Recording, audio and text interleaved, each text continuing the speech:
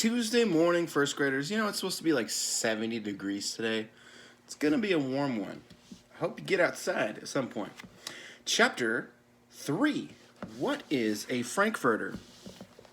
They heard a single small bell. Karen asked, "What's that jingling sound?" Poo-Poo answered immediately, "Woohoo, it's Santa! It's his sleigh! Reindeer, jingle bells, dog and treats for everybody. Woohoo!" Poo-Poo, says Stick Dog. "Yes." "It's June 20th. Here's Poo-Poo.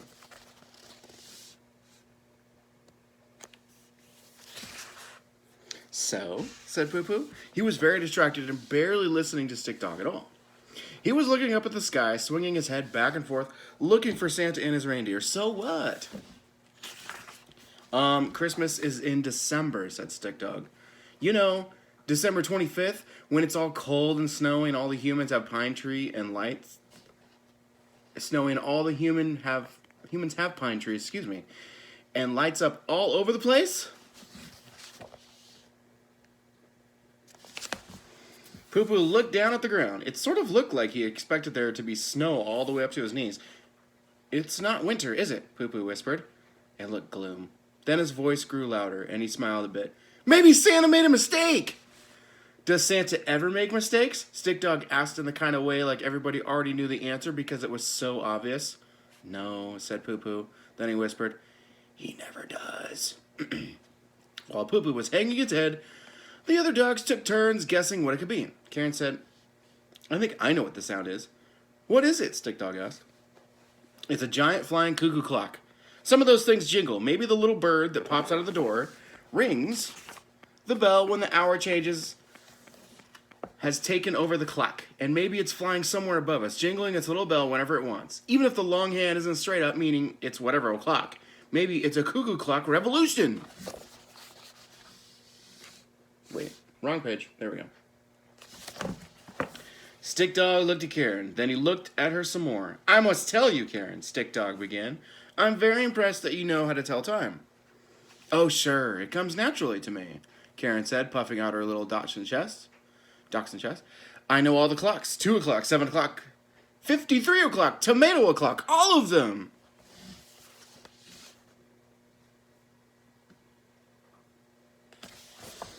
"I see," Stick Dog said very slowly. Then he waited a few seconds and added, "I really like your idea about the cuckoo clock revolution and everything. It might be absolutely right.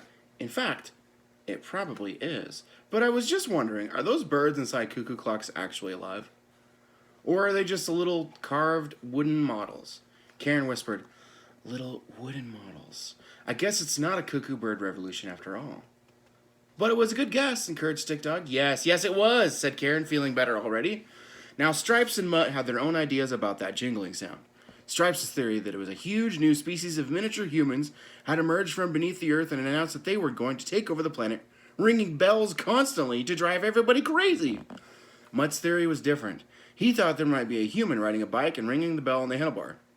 That sounds a little more practical, right? "Those are two very different theories," said Stick Dog. "Why don't we go have a look?" "Should we bring weapons?" asked Stripes. "Why?" asked Stick Dog, cocking his head. "Because," Stripes said, and then sighed as if this was the most ridiculous question she had ever heard her entire life. "What if the new miniature bell-ringing humans are just over the hilltop? What if they're ready to charge at us with all their bell-ringing strength and ferocity?" "Don't you think we should have weapons, just in case?"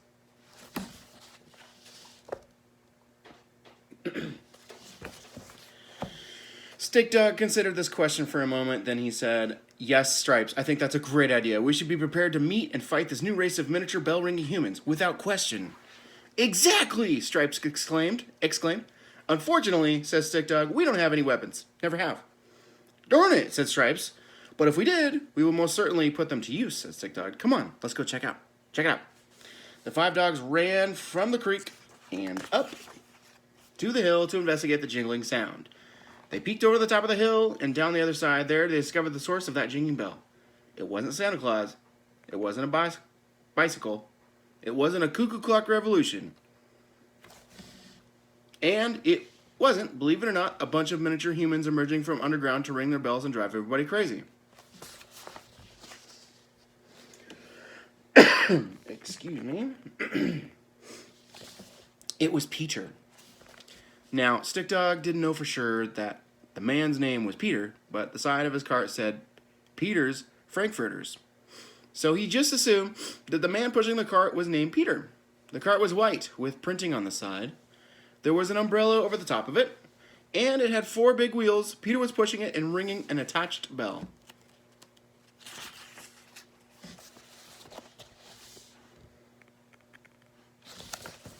That's the strangest contraption I've ever seen, said Poo-Poo. Is it a car? A bike? A wheelbarrow? What? The 5 dogs peered over the hill and watched a strange man with a strange cart. What's a Frankfurter? Asked Karen. I have no idea, said Stick Dog. Ooh, well, they're in for a treat if they get one. Do you know what a Frankfurter is?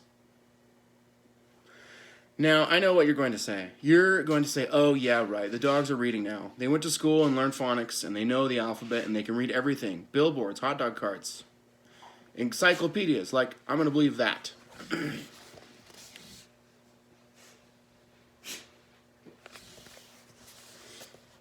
My dog is in the background rolling around, licking himself. Now he's wagging his tail.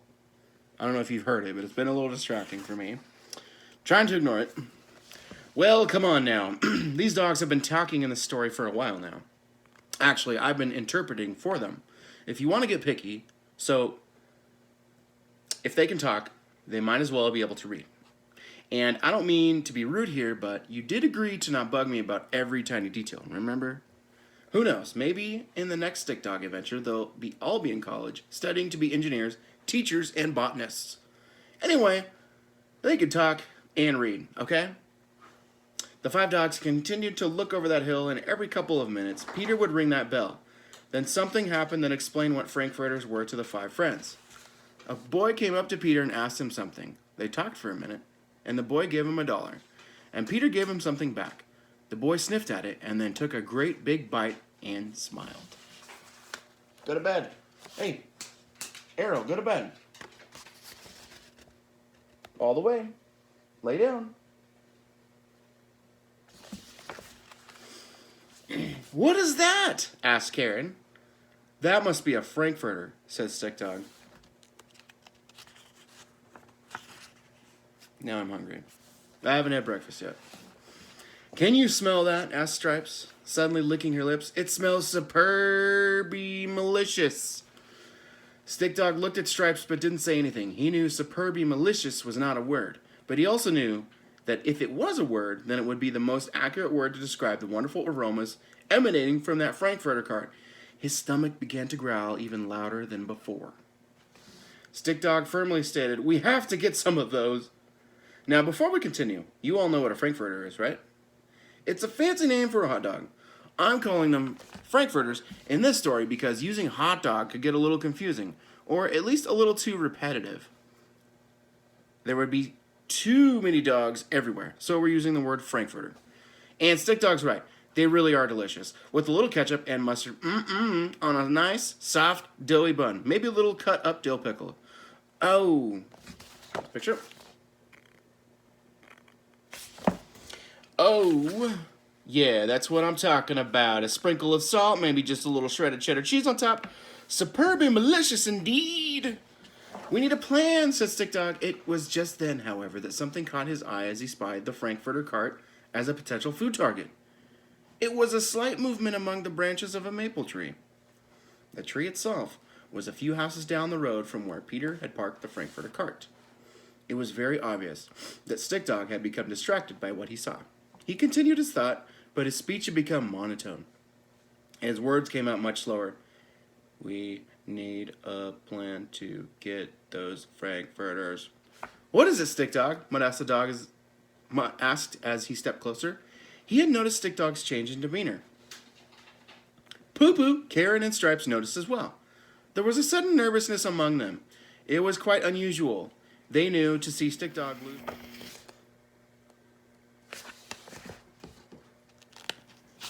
My alarm went off, so I had to cut the video, and then now this is the second half of the video, okay?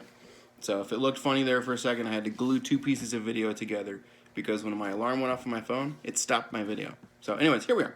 I saw something in that tree, he whispered. I saw something in that tree, he whispered. It's about 4 horses down from the road from Peter, the Frankfurter man, in the maple tree there by the road.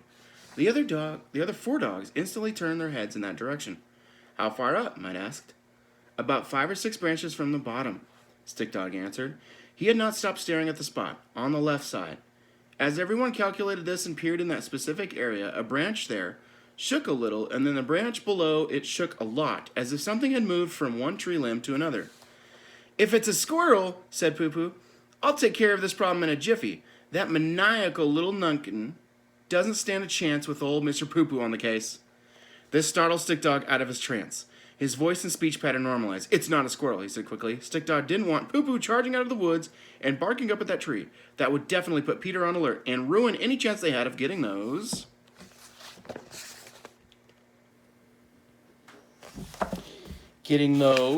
Frankfurters.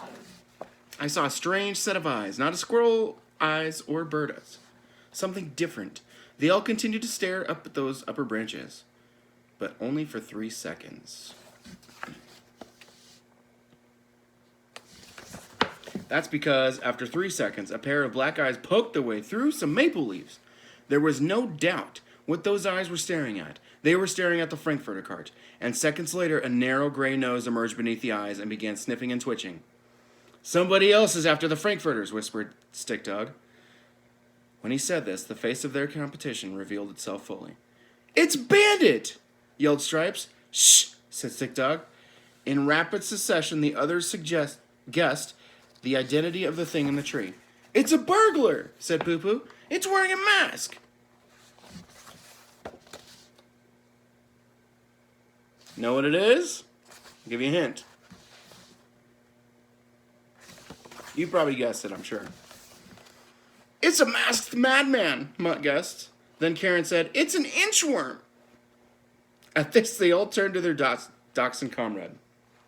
It's not an inchworm, Karen, sighed Poo Poo. It's way too big. It's black and white and gray, not green, and it's wearing a mask, an evil mask of some sort.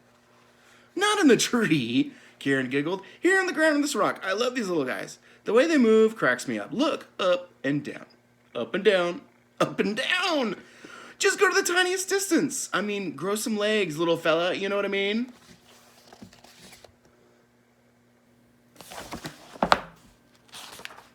Stick Dog stared at Karen only for a moment. She was certainly going to be occupied with that inchworm for a while. He turned to the others. It's not a masked madman or a burglar or a bandit, he said. What is it? Mutt, Stripes, and Poo Poo asked in unison. Off to the side, Karen dropped her head lower toward the rock. The others could hear her. Up and down, she giggled. Ha ha, you're really moving now, little inchy. It's a raccoon, Stick Dog answered, and it has eyes on those Frankfurters just like we do. Poo Poo was surprised. I thought raccoons only came out at night. That's the only time I've ever seen them, confirmed Stick Dog. This one's different, I guess. It must be really hungry. Why, that little scavenger, Poo Poo exclaimed. He was now more aghast than surprised. Just imagine what it's up to, looking for food wherever he can find it, stealing it, eating it. What kind of nasty little beast would act like that? Stick Dog didn't answer, but he did smile a bit to himself. I have a right mind to warn the Frankfurter man about this ring-tailed menace, Poo Poo continued. There was little doubt that Poo Poo was greatly offended by the raccoon's interest in the Frankfurters.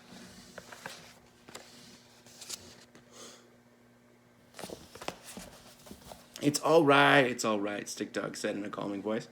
We have a little competition, that's all. It's nothing we can't handle. By this time, the inchworm had made its way off the rock, and Karen had rejoined the group. We need a plan to get those Frankfurters, Stick Dog said again. Thankfully, his 4 friends had fantastic plans.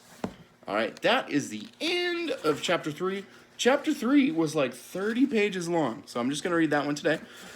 Yes, by now, hopefully you have your packets. If you don't have them yet, tell your parents to email me, and we'll find a time.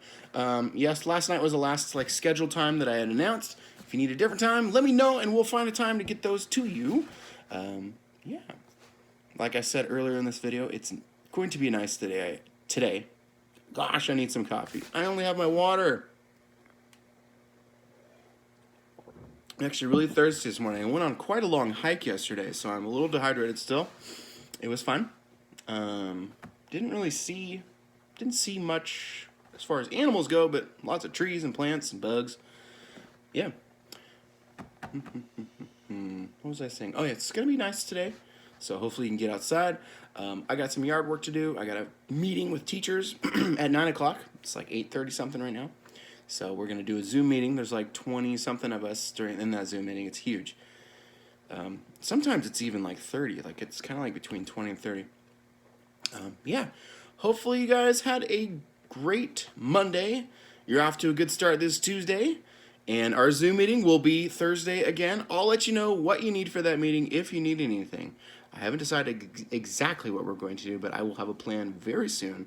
And I will email your parents the invite for the Zoom meeting tomorrow, one day before our meeting. Our meeting will be at 7 o'clock again. Yeah, I hope you have a great day today, this Tuesday.